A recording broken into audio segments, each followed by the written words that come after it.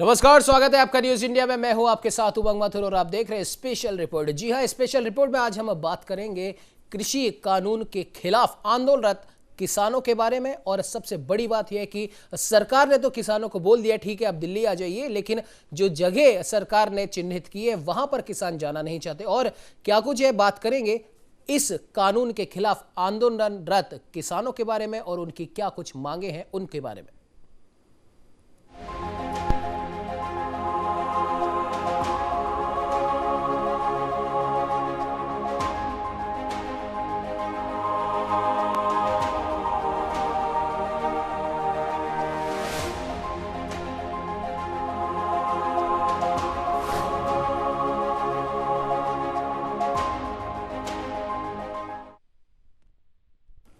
तो वहीं आपको बता दें कि कृषि कानून के खिलाफ किसानों का प्रदर्शन लगातार जारी है और अपनी मांगों को लेकर किसान डटे हुए हैं और सोमवार सुबह भी वो सड़कों पर मौजूद हैं। आपको बता दें कि सरकार की ओर से किसानों से वार्ता की कोशिश तो की जा रही है, लेकिन किसान नेता किसी शर्त को मानने के लिए तैयार नहीं है। तो वहीं आंदोलन के चलते दिल्ली एनसीआर इलाके में जाम की स्थिति बनी हुई है और आम लोगों को भी अब परेशानी हो रही है। दिल्ली से लगे हरियाणा बॉर्डर से लेकर उत्तर प्रदेश के बॉर्डर तक किसान डटे हुए हैं। गाजियाबाद सीमा के पास किसानों और पुलिस के बीच संघर्ष की स्थिति बनी हुई है। जब बैरिकेड्स तोड़ने की भी कोशिश की गई तो वहीं कृषि कानून के विरोध में जारी किसानों के प्रदर्शन के बीच केंद्र सरकार एक्टिव हो चुकी है। सरकार की ओर से किसानों को बातचीत का न्योता दिया जा रहा है और साथ ही साथ अब केंद्रीय मंत्रियों की ओर से भी कृषि कानून के मसले पर सफाई दी जा रही है। केंद्रीय मंत्री रविशंकर प्रसाद, प्रकाश जावड़ेकर समेत कई अन्य नेताओं ने सोमवार सुबह ट्वीट कर कृषि कानून के बारे में जानकारी दी और किसानों से आग्रह किया है कि वो किसी के बरगलाने में ना आए।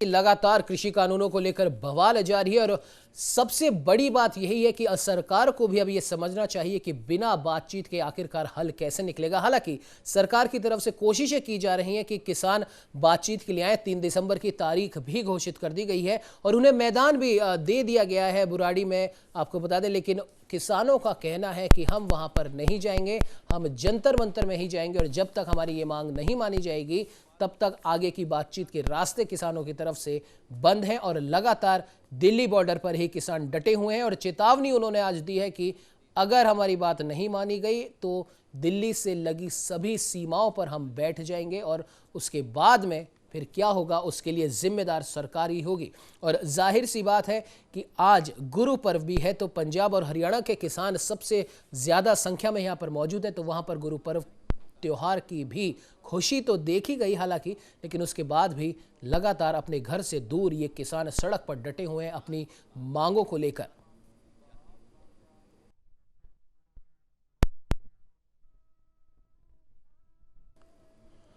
आपको बता दें कि कृषि बिल को लेकर जिस प्रकार से किसान लगातार डटे हुए हैं, तो कहीं ना कहीं कुछ सच है और कुछ तो भ्रम है। अब आखिर क्या सच है क्या भ्रम है, आइए ग्राफिक्स के जरिए आपको समझाने की कोशिश करते हैं।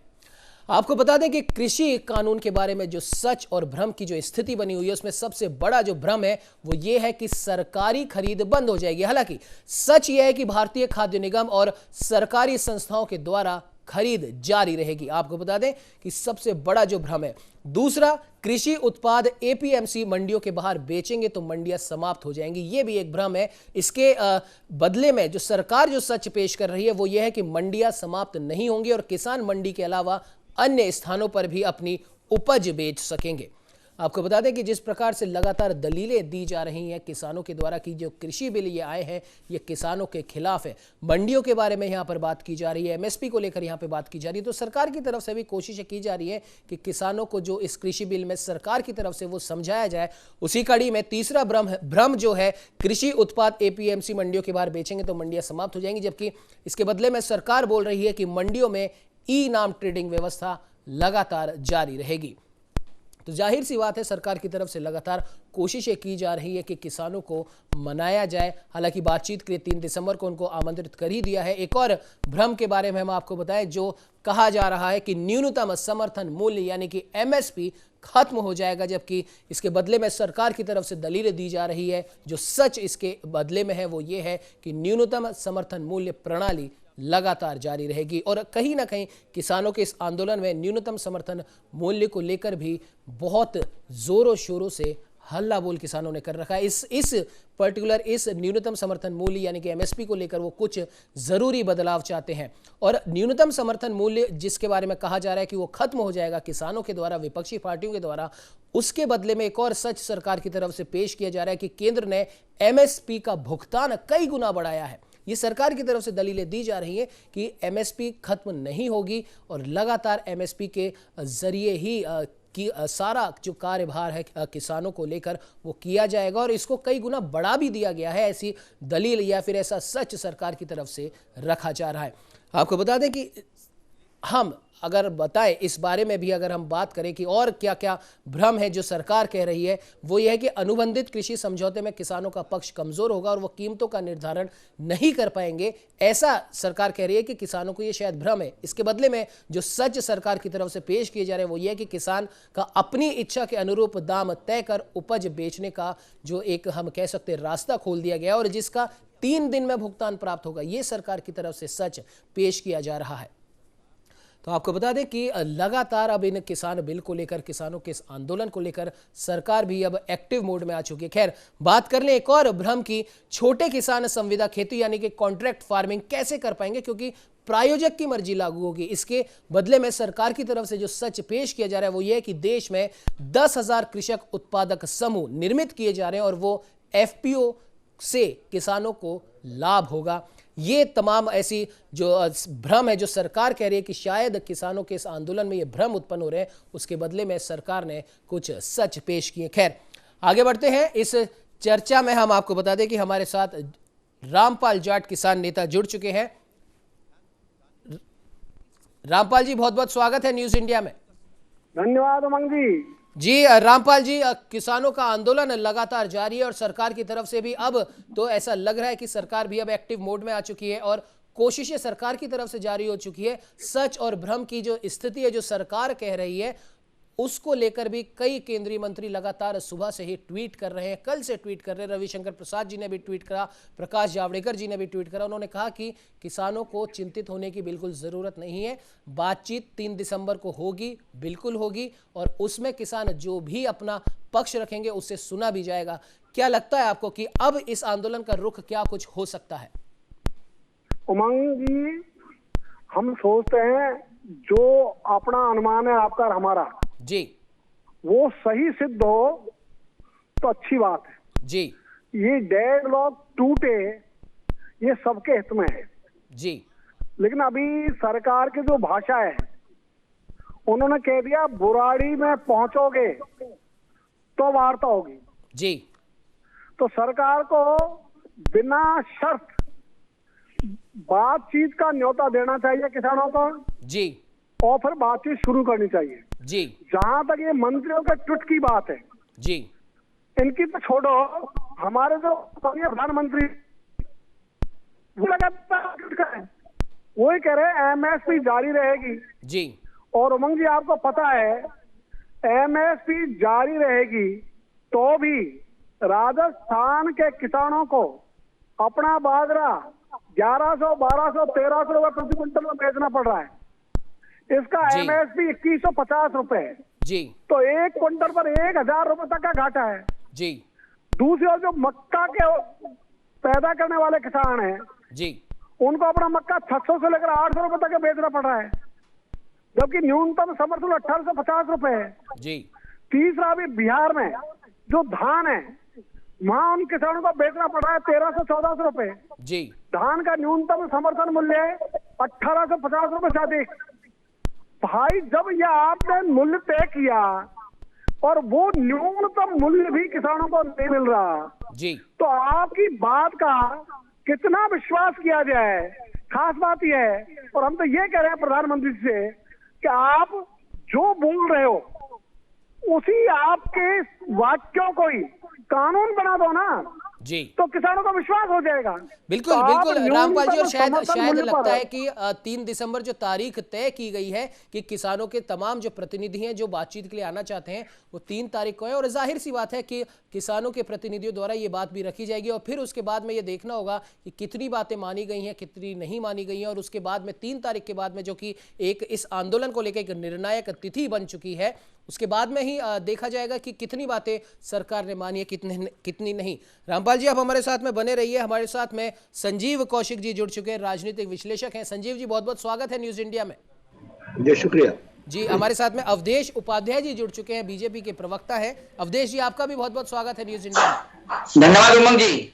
और साथ ही साथ हमारे साथ विघ्नेश झा जी भी जुड़ चुके हैं, कांग्रेस नेता है। विघ्नेश जी, आपका भी बहुत बहुत स्वागत है न्यूज इंडिया में।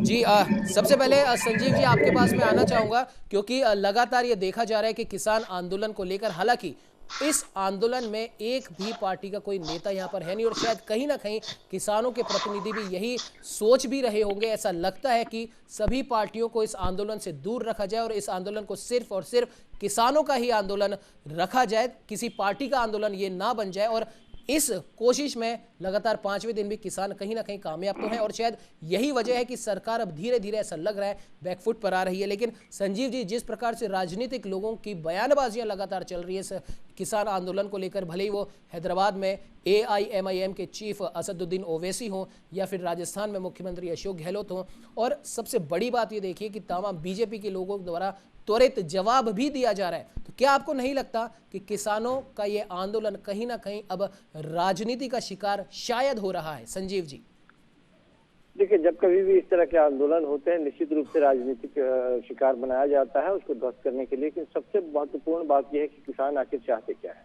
जी, आप कह रहे हैं कि हमें इस पे खत्म नहीं कर रहे हैं, किसानों को शक है कि नहीं आप खत्म कर देंगे। किसान चाहते हैं कि कन्वेंशनल फूड ग्रेन सिस्टम खत्म ना हो, आप भी कह रहे हैं कि खत्म नहीं हो रहा है। किसानों के जहन में यदि कोई कंफ्यूजन है और आप कह रहे हैं कि नहीं वो कंफ्यूजन निराधार है, तो आप एक लिखित दे दीजिए।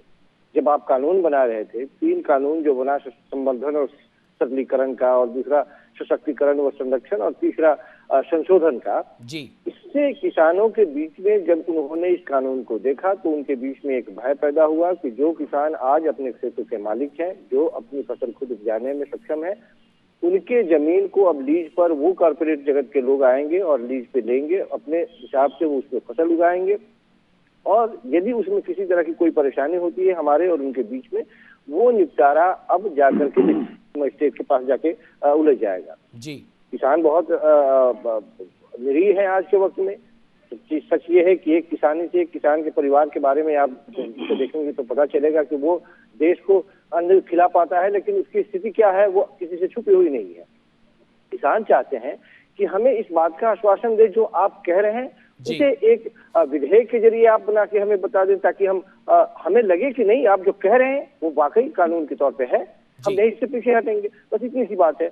लेकिन सबसे बड़े आश्चर्य की बात यह है कि किसान जब अपनी बात रख रहे हैं तो उनको लगातार कुछ लोग खालिस्तानी बताने का प्रयास कर रहे हैं। हमें तो ताज्जुब हो रही है कि अभी तक PFI का एंगल कैसे नहीं निकला, इसमें पाकिस्तानी एंगल कैसे नहीं निकला। लेकिन अब दूसरी तरफ देखिए कि देश के गृह मंत्री कह रहे हैं कि आप लोग बुरारी के ग्राउंड में आइए और वहां सारे लोग जब पहुंच जाएंगे तो हम आपसे बात करेंगे। ठीक उसके बाद में सुबह में अहले सुबह कल देश के प्रधानमंत्री जब वो अपने मन की बात करते हैं उसमें कहते हैं कि नहीं, ये जो 3 किसान के कानून लाए गए हैं उससे किसानों की दिशा और दशा दोनों सुधरने वाली है।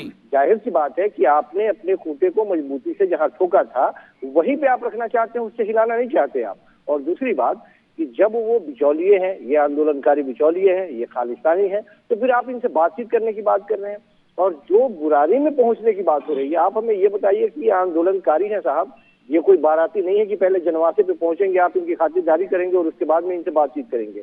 जो आंदोलनकारी लगातार पिछले कई महीनों से अपनी बात रखने का प्रयास कर रहा था, वो अजीज होके आपके दरवाजे पे आना चाह रहा था। पहले आपने कहा हरियाणा में नहीं घुसने देंगे, हरियाणा में घुस गए तो दिल्ली में नहीं घुसने देंगे, दिल्ली में घुस गए तो अब बुरारी आके आप चले आइए, उसके बाद में हम आपसे बात करेंगे।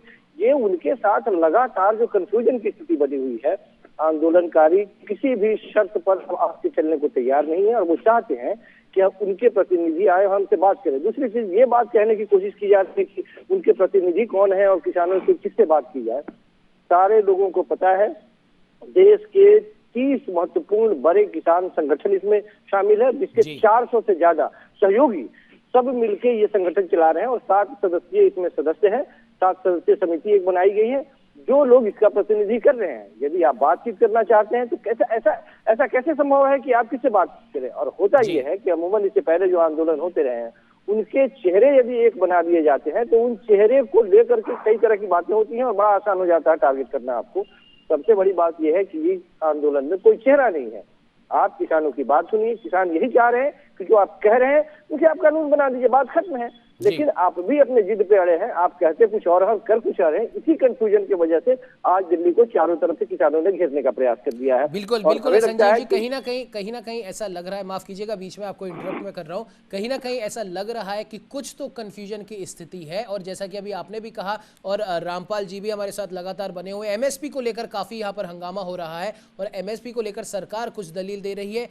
किसान कह रहे हैं कि ठीक है, जैसा कि रामपाल जी ने भी उदाहरण देकर रामपाल जी ने बताया कि राजस्थान में 1800 से ऊपर एमएसपी के दाम तय है, लेकिन कहीं ना कहीं 1100 या 1200 में ही उन्हें वो बेचना पड़ रहा है। तो आपकी पहले तो यही बात झूठी साबित हो जाती है। तो जाहिर सी बात है कि किसान एक पक्का एक मसौदा जरूर चाहेंगे कि जो आप बोल रहे हो, जैसा कि आपने भी कहा कि जो आप बोल रहे हो वो बस आप करके बता दो। आपने कह तो दिया एमएसपी कम नहीं होगी, लेकिन कहीं पर भी ऐसा नहीं लग रहा कि जो आप कह रहे हैं वो वाकई में हो रहा है। अवधेश जी से मैं इसका जवाब लूंगा, अवधेश जी, लेकिन उससे पहले कांग्रेस से हमारे साथ में विघ्नेश जी भी बैठे हैं, उनसे भी पूछ लेते हैं, उनके भी जरूर कुछ ना कुछ सवाल होंगे। तो अवधेश जी आपसे सबके जवाब एक साथ ही ले लेंगे, थोड़ा इंतजार बस आपको मैं करवा रहा हूं यहाँ पे। विघ्नेश जी आपके पास आना चाहूंगा। अवधेश जी हमारे साथ में बने हुए, रामपाल जी की बात अभी आपने सुन ली, संजीव जी राजनीतिक विश्लेषक के तौर पर हमारे साथ है, उनकी भी आपने बात सुनी। यहाँ पर कांग्रेस पार्टी का क्या स्टैंड है, विघ्नेश जी? देखिए, अवधेश जी से तो हम लोग बहुत कुछ जानना चाह रहे हैं जी। साथ में मैं एक चीज जोड़ना चाहूंगा। कल मैं कुछ आंदोलनकारियों के कुछ वीडियोस देख रहा था जी, जिसमें एक आंदोलनकारी किसान जो खुद मक्का किसान थे, जिन्होंने 7.5 रुपए किलो के हिसाब से, यानी कि 750 रुपए के हिसाब से मक्का बेचा था, जब दिल्ली में उन्हें या दिल्ली बॉर्डर पे उन्हें वही मक्का 1 किलो खरीदना पड़ा, उस मक्के का आटा, तो उन्होंने 150 रुपए किलो खरीदा जी। 20 गुना 7.5 रुपए किलो से 150 रुपए किलो। ये क्या आड़ती खा जाते थे या इसमें और भी बिचौलिए हैं? और भी बिचौलिए जिन्हें हम कॉरपोरेट्स के नाम से जानते हैं। और वो बिचौलिए कितना खाते हैं, कितना गुना खाते हैं? पहला सवाल मेरा ये है जी। दूसरा सवाल मेरा ये है कि ये जो किसान आज, वैसे पहले ही संजीव जी ने कह दिया है, लेकिन उसी में मैं कुछ जोड़ना चाहूंगा कि ये जो किसान आज खालिस्तानी हो गए, देशद्रोही हो गए, उस किसान का बेटा शहीद होता है बॉर्डर पे जब ये यहाँ पे प्रोटेस्ट कर रहे हैं जी। ठीक है, तो ये खालिस्तानी देशद्रोही का बेटा क्यों शहीद हो रहा है? कभी सुना है आपने कि किसी भाजपाई का बेटा शहीद हो गया? किसी बहुत बड़े सेठ, बहुत बड़े साहूकार का बेटा शहीद हो गया? ये क्यों नहीं शहीद होते भैया? खालिस्तानी शहीद हो रहे हैं तो जो राष्ट्रवादी हैं वो आज तक शहीद क्यों नहीं होते? जी चलिए, आपके जो सवाल है, संजीव कौशिक जी ने भी कुछ यहाँ पर सवाल उठाए, रामपाल जी भी लगातार पूछ रहे हैं और यहाँ पर एमएसपी की बात सबसे ज्यादा हो रही है।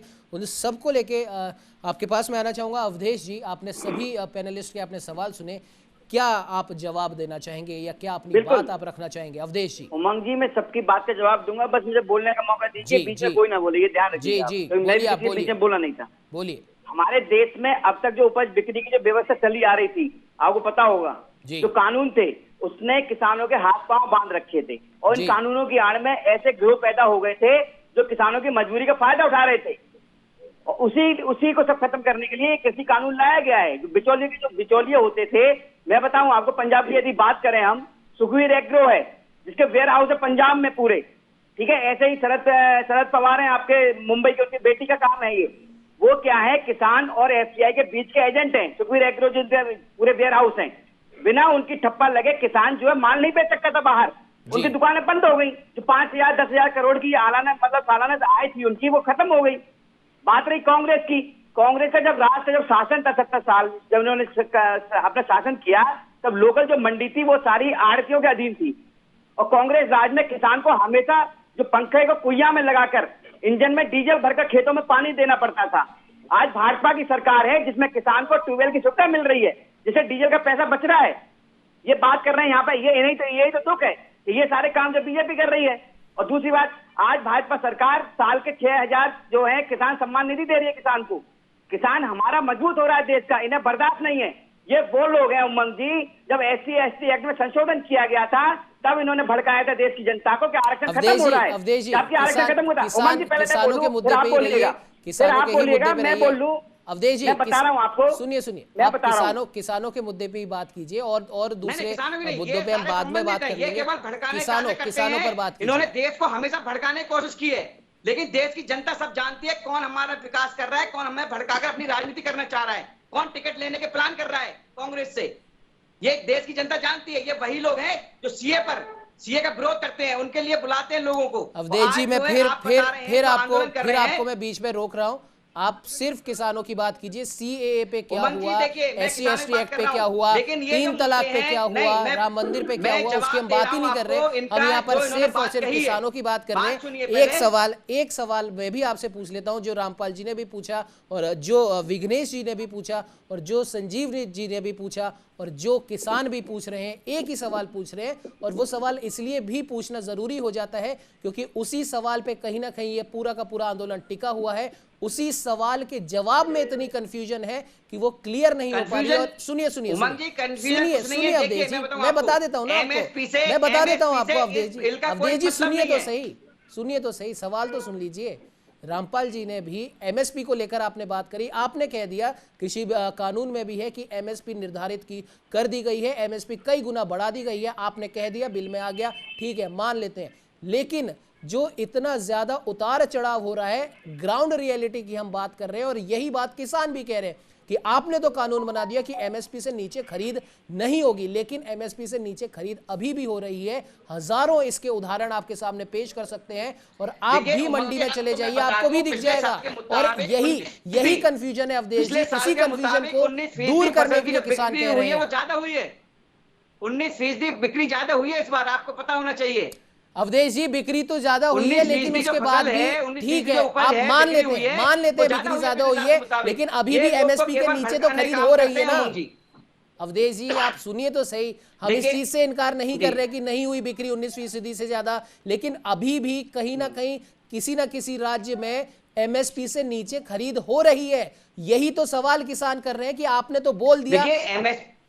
जी बोलिए। जी, मैं बता रहा हूं आपको, MSP से कोई संबंध नहीं है इसका। जो MSP पहले थी वही रहेगी, वो आने वाले समय में वही रहेगी, उसमें कोई बदलाव नहीं किया गया है। ये तो केवल भड़काने काम कर रहे थे। अरे अवधेश जी, कौन भड़का रहा है? नागरिकता खत्म हो रही है। अवधेश जी, आप सीधे सवाल का सीधा जवाब दीजिए ना। अच्छा सुनिए, रामपाल जी ने, सुनिए तो सही अवधेश जी, भड़का रहे हैं। अवधेश जी सुनिए तो सही, आपको हम उदाहरण देके आपसे सवाल पूछ रहे हैं। उदाहरण देखिए, ये जवाब ना हो तो चिल्लाएंगे, केवल भड़काने काम करते हैं। क्या फायदा है यहाँ? ये भड़काने काम करते हैं, ये इन्हें कोई किसान से कोई मतलब, इनसे प्रेम नहीं है इन्हें। चलिए बुआई में लगा हुआ है। अच्छा अवधेश जी सुनिए, सुनिए तो सही अवधेश जी। अरे अवधेश जी सुनिए तो सही, चलो मान लेते हैं, आपने कह दिया कि विपक्ष भड़काने का काम कर रहे हैं, मान लेते हैं, लेकिन हमारे साथ में राजनीतिक विश्लेषक भी बैठे हैं और हम भी आपसे सवाल पूछ रहे हैं। हम तो नहीं भड़का रहे किसानों को, हम तो चाह रहे हैं कि किसानों का मुद्दा हल हो और सरकार की भी जो परेशानियां हैं इस मुद्दे को लेकर वो भी हल हो। तो हम वही तो आपसे सवाल कर रहे हैं जो किसान भी कर रहे हैं। हम और पार्टियों की, हम किसी पार्टी की बात नहीं कर रहे, हम आपसे सीधा सवाल बोल रहे हैं। अच्छा, एक बात एमएसपी, बताइए सुनिए अवधेश जी, उमंग जी, फिर आप सीधे सवाल का सीधा जवाब दीजिए। मैं आपसे सवाल पूछ रहा हूं, पहले मेरा सवाल सुन लीजिए और मेरे को सिर्फ उसी सवाल का जवाब चाहिए, उसके आगे पीछे कुछ नहीं। सीधे सवाल का सीधा जवाब। एमएसपी आपने निर्धारित कर दी है और आपने ये भी कहा है कि एमएसपी से नीचे किसी भी कीमत पे खरीद नहीं होगी, लेकिन ये हो रहा है। मैं ये नहीं कह रहा कि पूरे देश में हो रहा है, लेकिन कहीं ना कहीं ये हो रहा है और इसी बात से किसान आहत है। किसान इससे आहत नहीं है कि सरकार ने क्या बिल बनाया, किसान उस बिल में जो बातें कही गई हैं वो बातें पूरी नहीं हो रही, इसलिए किसान आहत है। अवधेश जी। बिल्कुल उमंग जी, देखिए हमारे केंद्रीय कृषि मंत्री माननीय श्री तोमर जी ने कहा है कि एमएसपी से कोई मतलब नहीं है, जो एमएसपी पे खरीद हो रही थी वो होती रहेगी, इसमें कोई डाउट वाली बात ही नहीं है। यदि किसी को डाउट है तो उन्होंने समय दिया है 3 दिसंबर, उस पर बात कीजिए। रही बात मिलने की, तो हमारे प्रधानमंत्री नरेंद्र मोदी जी ने साफ कहा है जिस किसान को कोई परेशानी है, कोई डाउट है, वो हमसे मिल सकते हैं डायरेक्ट। लेकिन अगर किसानों के भेष में कोई खालिस्तानी ये कहता है कि मैंने इंदिरा गांधी ठोकी थी, अब मोदी को ठोकूंगा, क्या वो किसान है? बताइए उमंग जी आप। चलिए, बिल्कुल बिल्कुल अवधेश जी, कहीं ना कहीं ये सवाल भी वाजिब है और हमारे साथ में पहले भी कई किसान प्रतिनिधि जुड़े थे, उन्होंने भी ये कहा था। लेकिन कुछ एक आध लोगों की वजह से आप पूरे किसानों को अगर आप दोषी बता देंगे तो ये भी तो सही नहीं है ना अवधेश जी। ऐसे काम आपके एजेंट किया करते हैं। आप कहते हो ये जो है ना, जो 70 साल का काम किया है वो आप जो है अवधेश जी, आरोप प्रत्यारोप के लिए ये चर्चा नहीं रखी गई है। आप उन पर आरोप लगा रहे हैं, आप बोल रहे हैं भड़का रहे हैं, ये कर रहे हैं, वो कर रहे हैं। अरे सवाल का जवाब तो आप देते ही नहीं है। चलिए खैर सबके पास में आऊंगा, सबके पास में आऊंगा। रामपाल जी आपके पास भी आऊंगा, विघ्नेश जी आपसे भी एक सवाल आपसे भी बनता है, संजीव जी भी लगातार हमारे साथ बने हुए हैं। यहाँ पर वक्त तो चला एक छोटे से ब्रेक का, ब्रेक के बाद इस चर्चा को यूं ही जारी रखेंगे और सबसे पहले सवाल करेंगे रामपाल जी से। ब्रेक।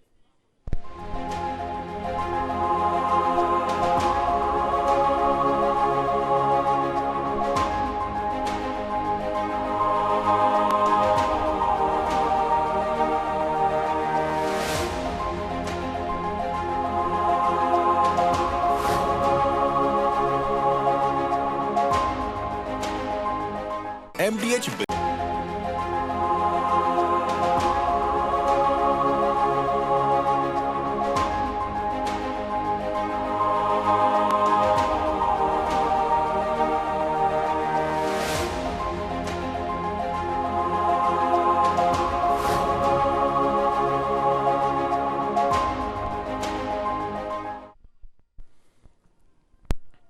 ब्रेक के बाद स्वागत है आपका न्यूज इंडिया में। हमारी चर्चा में आपको बता दें कि रामपाल जाट जी किसान नेता हमारे साथ में लगातार बने हुए हैं, अवधेश उपाध्याय जी हैं बीजेपी प्रवक्ता हैं, वो भी हमारे साथ बने हुए हैं, विघ्नेश झा जी कांग्रेस नेता हैं, वो भी हमारे साथ बने हैं, संजीव कौशिक जी राजनीतिक विश्लेषक हैं, वो भी हमारे साथ लगातार बने हुए हैं।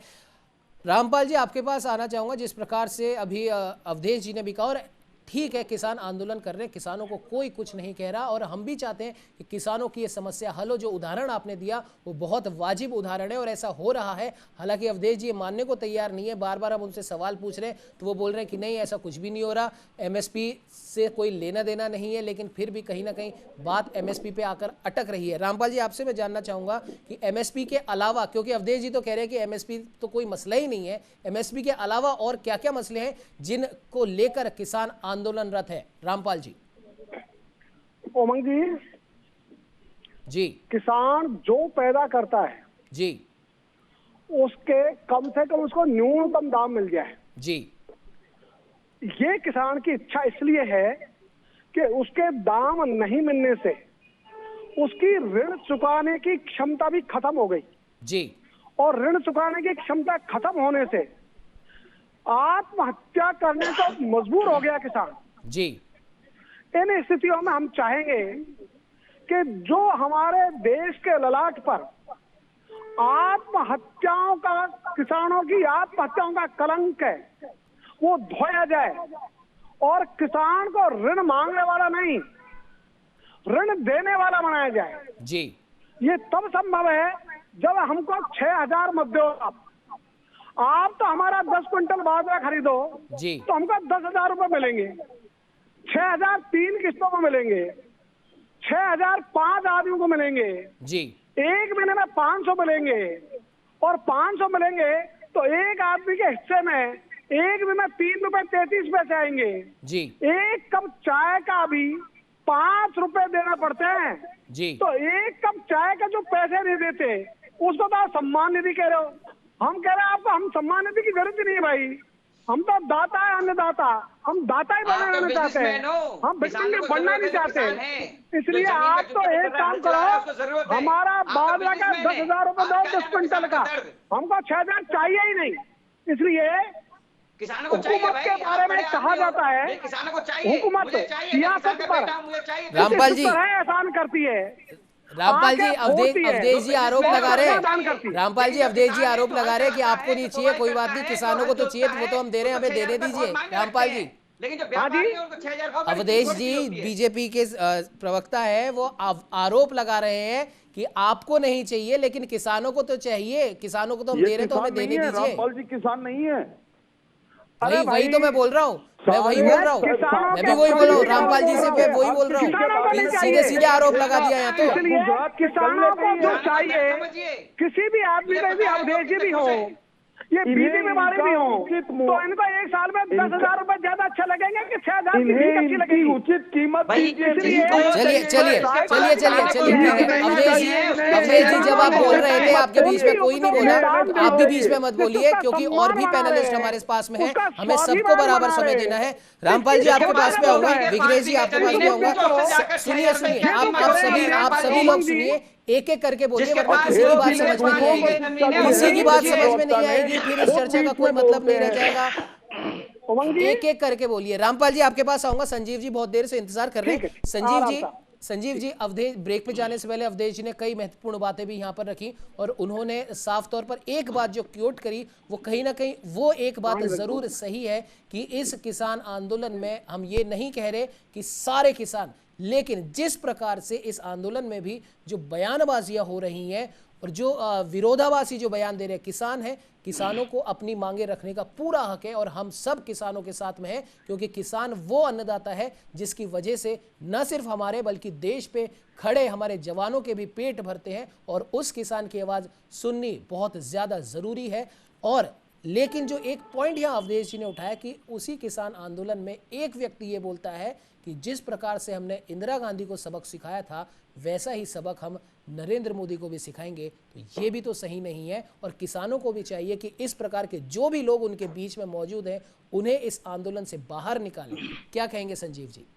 उमंग जी, कौन सा हिंदुस्तानी इस तरह के स्टेटमेंट के साथ जाएगा? कौन सा ऐसा किसान होगा जो इस तरह के स्टेटमेंट के साथ जाएगा और उसकी तारीफ करेगा और कहेगा कि नहीं वो सही कह रहा है? कोई नहीं कहेगा। हर आंदोलन में इस तरह के कुछ लोग होते हैं जिस पिछले दरवाजे से या इस तरह के आंदोलनों को ध्वस्त करने के लिए वो आते हैं और भीड़ का एक हिस्सा बनते हैं। आखिर आप भी मानते हैं और ये अवधेश जी भी मानते होंगे कि ये सारे के सारे उसी नजरिए और उसी सोच के लोग नहीं है। जी बिल्कुल, ये चंद लोग हैं जी, ये चंद लोग हैं जो आपकी छवि खराब करने के लिए, खराब करने के मंशा से आए हैं। लेकिन क्या उन चंद लोगों की वजह से इतने बड़े आंदोलन को आप घटा बता देंगे? उनकी कोई अहमियत नहीं है क्या? उस पर चर्चा नहीं करेंगे क्या? हम उन्हीं के बातों पे चर्चा करेंगे? चंद लोग जो हैं उनकी चर्चा, उन्हीं की बातों पे चर्चा करेंगे? मूल बात ये है कि अवधेश जी यदि कह रहे हैं, उनकी बात बिल्कुल सच है, यदि वो कह रहे हैं कि एमएसपी खत्म नहीं करेंगे, सही है, सरकार के प्रतिनिधि है, वो बोल रहे हैं कि नहीं खत्म करेंगे। वो यदि कह रहे हैं कि कन्वेंशनल फूड ग्रेन सिस्टम हम खत्म नहीं करेंगे, नहीं करेंगे। किसानों को इसके अलावा भी और कई मांगे हैं, जैसे कि कोरोना काल के बीच में ही 17 अप्रैल को एक बिजली विभाग, ऊर्जा मंत्रालय ने भी एक ड्राफ्ट जारी कर दिया, बिजली को भी निजीकरण की तरफ धकेल दिया किसानों के लिए। या फिर पराली और खेती के अवशेष जलाने पर 5 लाख से लेकर के 1 करोड़ रुपए तक का जुर्माना और 5 साल कैद तक की सजा हो गई उसकी। तो ये सारी समस्याएं हैं।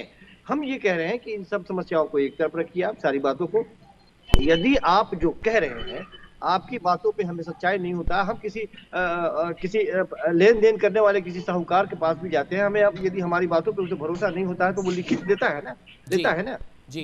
आप हम सरकार की बातों पे यदि किसान यकीन नहीं कर पा रहे हैं, उन्हें लग रहा है कि सरकार हमें बरगला रही है, ये कौन किसान है? किसी दूसरे देश के तो नहीं है, आपके अपने हैं, आपको उन्होंने तख्तोताज पे बैठाया है। आप उनकी बात सुनने के लिए आप 12 किलोमीटर का सफर तय नहीं करते हैं और 1200 किलोमीटर हैदराबाद चले जा रहे हैं आप नई सत्ता बनाने के लिए। ये दुख की बात है। आप उनकी बात सुनिए और कम से कम उन्हें एहसास कराइए कि नहीं, हम आपके साथ हैं साहब, ये कानून हमने बनाया है आपके लिए। आप तो शर्त रख रहे हैं कि आप यहाँ आ जाइए फिर बात करेंगे, सब इकट्ठे हो जाइए तब बात करेंगे, हमारे पहले के कानून सही है। तो ये दो-धारी तलवार नहीं चलेगी। हम सिर्फ यही कह रहे हैं कि आप जो कह रहे हैं वही कानून, किसानों की तरफ से हम अपनी बात नहीं कर रहे हैं। किसान यही चाह रहे हैं कि जो आप कह रहे हैं वो केवल एक तौर पे आप पारित करके हमें दे दीजिए, हमें कोई एतराज नहीं, किसान सारे अपने अपने घरों में चले जाएंगे। लेकिन ऐसा ये नहीं कर रहे हैं, अभी भी कंफ्यूजन इसी बात को लेकर। बिल्कुल बिल्कुल संजीव जी, आपने सही कहा और जाहिर सी बात है अवधेश जी, आप भी इस चीज़ को मानते होंगे।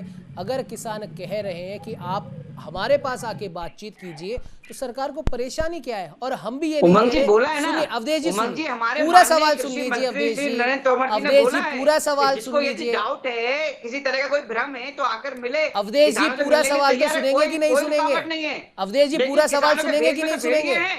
अवधेश जी पूरा सवाल तो सुन लीजिए। अवधेश जी हमें मजबूर मत कीजिए, हमें आपका ऑडियो डाउन करना पड़े। पूरा सवाल सुन लीजिए। जी जी बोलिए जी। अगर किसान कह रहे हैं कि आप हमारे पास आके बातचीत कर लीजिए और वो ये नहीं कह रहे कि खुद केंद्रीय गृह मंत्री या प्रधानमंत्री उनके पास आए, उन्होंने ये नहीं कहा।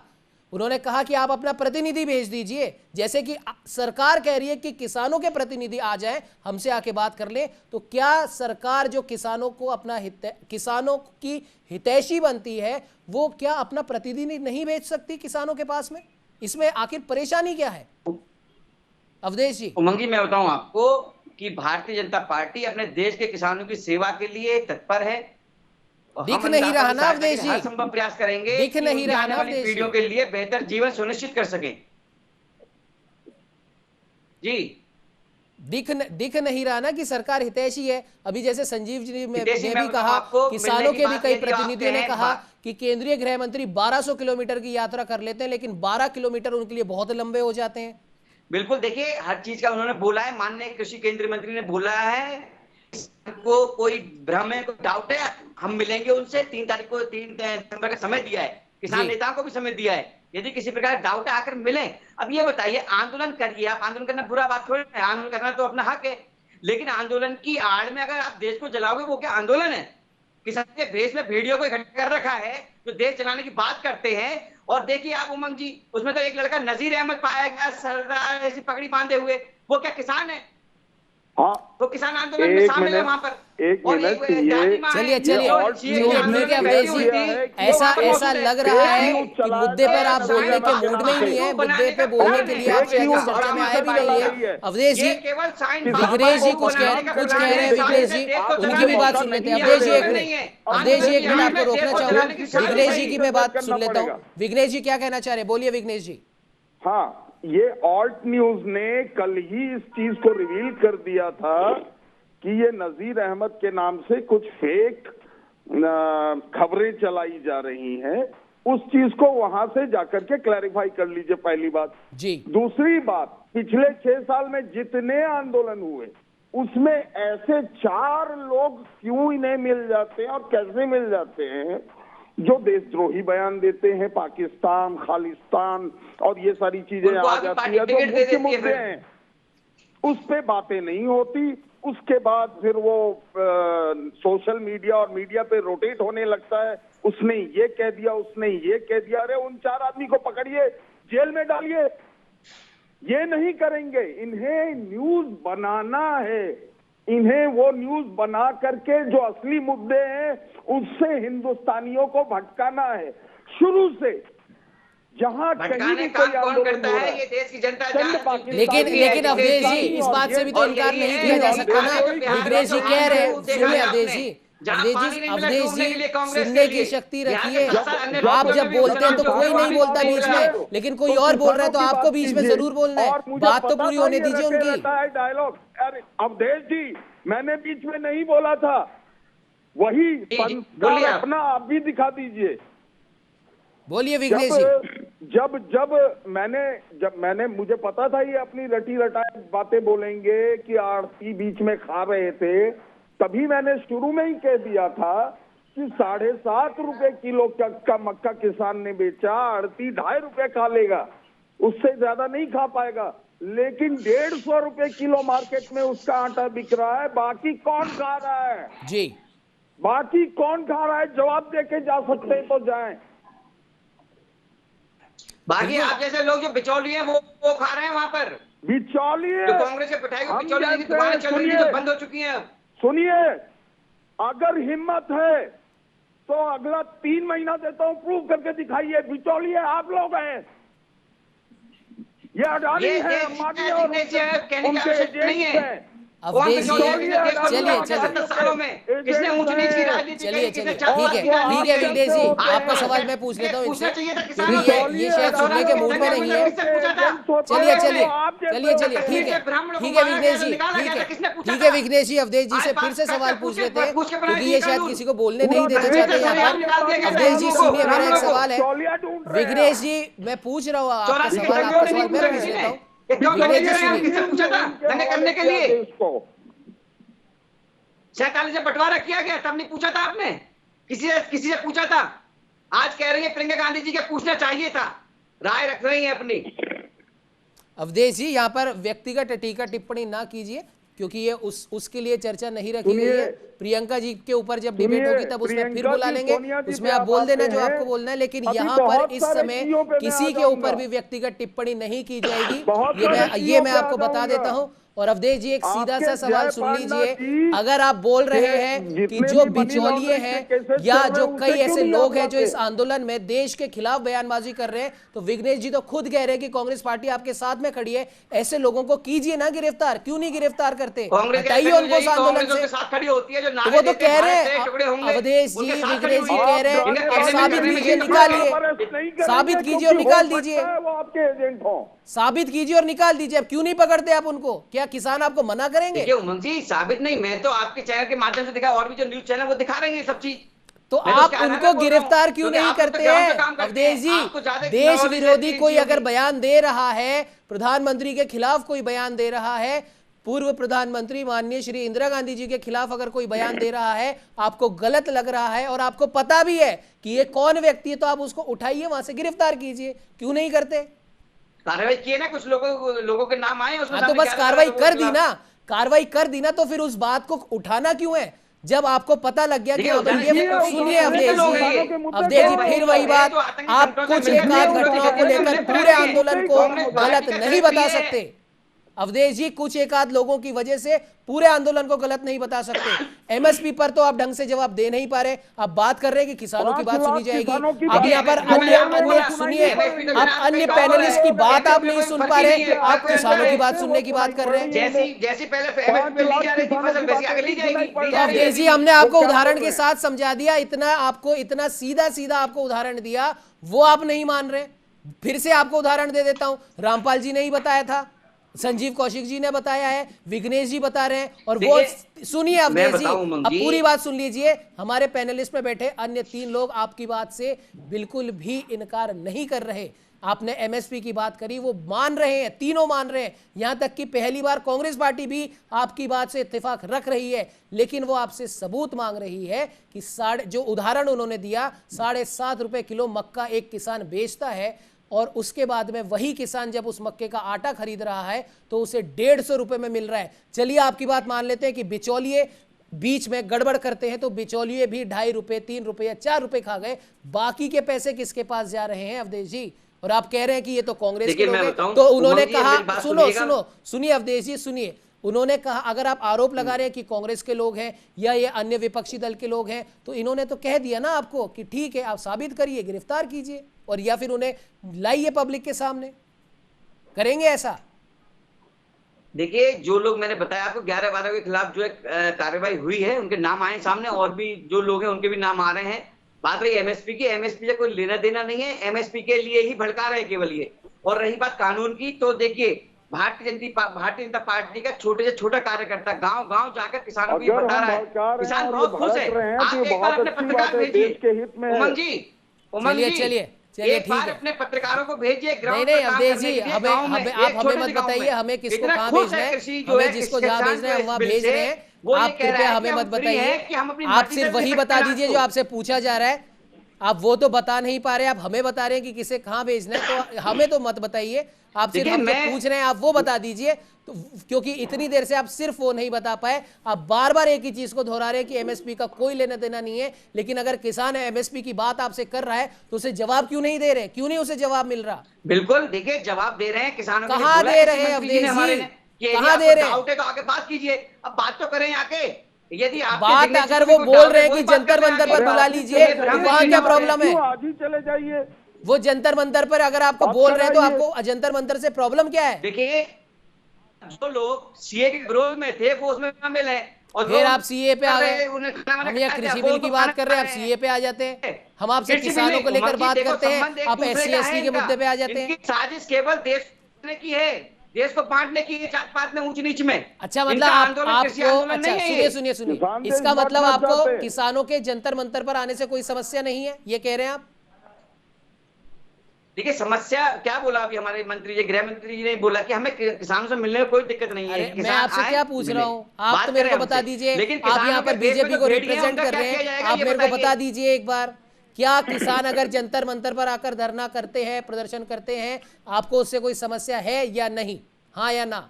देखिए, समस्या नहीं है, इसीलिए उन्होंने नहीं है ना, तो फिर बुला लीजिए ना उनको जंतर मंतर पर। अगर आप खुद कह रहे हो आपको समस्या नहीं तो आने दीजिए, बात कीजिए आप। मतलब सिर्फ और सिर्फ यहाँ पर वन वे कन्वर्सेशन चलेगा। जब वो जगह आपको जो बोलना है वो आप बोलेंगे, आपको जो बात रखनी है वो आप रखेंगे, लेकिन किसान जो बोल रहे हैं वो आप नहीं सुनेंगे। और यही वजह है कि पूरा देश का किसान धीरे धीरे इस किसान आंदोलन के साथ में जुड़ रहा है। सिर्फ यही वजह है कि आप वन वे ट्रैफिक की तरह बात कर रहे हैं। किसान जो बोल रहे हैं वो आपको नहीं सुनना, लेकिन आप जो बोल रहे हैं वो आप चाहते हैं कि हर व्यक्ति सुने। ऐसा संभव नहीं है अवधेश जी, और यहाँ पर भी ऐसा नहीं होगा, यहाँ पर भी ऐसा नहीं होगा। यहाँ पर सबको बोलने का बराबर मौका मिलता है। रामपाल जी लगातार बने हुए। रामपाल जी क्या कुछ कहेंगे? अवधेश जी की बात भी आप बहुत देर से सुन रहे हैं, क्या कुछ कहना चाहेंगे रामपाल जी? मैं दो बात कहना चाहूंगा अभी उमंग जी। एक तो ये जो ना भड़काना जी, ये सरकारों की भाषा होती है जी। जब कांग्रेस राज में थी, भाजपा आंदोलन करती थी जी, तो कांग्रेस कहती थी भाजपा लोगों को भड़का रही है। बिल्कुल। अब भाजपा राज में किसान आंदोलन कर रहे हैं तो भी भाजपा कह रही है कि अब ये राजनीतिक दल भड़का रहे हैं। तो ये विषय को भटकाना, उसके लिए इनका उपयोग किया जाता है, भड़काना का जी। तो ये भटकाने के लिए उपयोग करते हैं, भड़काने का। इसलिए ये खुद भटके हुए हैं। मैं ये कहना चाहूंगा, और की बात मत मानो, ये बीजेपी के जो डॉक्यूमेंट्स है जी, घोषणा पत्र 1951 से लेकर 2009 और 14 तक, उसमें कहा कि हम यदि राज में आ गए तो किसानों को ऋण मुक्त बनाएंगे जी। इन्होंने कहा हम किसानों को उनकी उपजों के लाभकारी मूल्य देंगे जी। अब तो वही तो बात कह रहे हैं हम। तो आप तो अपने घोषणा पत्र की पालना कर दो ना, आप अपने घोषणा पत्र की पालना करोगे नहीं, और दूसरे पे लगातार आरोप प्रत्यारोप ये लगाकर विषय को भटकाने का काम करोगे, इसकी आदत इनको छोड़नी चाहिए। और एक बात तीसरे पे कहना चाहूंगा कि जो भी इस डिबेट में आए वो न्याय बुद्धि रखे, न्याय बुद्धि के आधार पर बोले। केवल पार्टियों का पक्ष रखना, वो पक्षपाती यदि बोलेंगे तो लोगों को स्वीकार्य नहीं होगा। इसलिए आप तो जो भी कहना चाहो न्याय बुद्धि से सुनो, न्याय बुद्धि से कहो। आज किसान की जो व्यथा है, जो उसकी आत्महत्या का कारण है, उसकी उपजों का दाम नहीं मिलना है, इसलिए उसकी उपजों का दाम दो, ये काम करो। और ये आपने अपने घोषणा पत्र में लिखा हुआ है, इसी से बनेगा ऋण मुक्त किसान। तो आप ऋण मुक्त किसान का चलो ना, तो वहां आप चलना चाहते नहीं।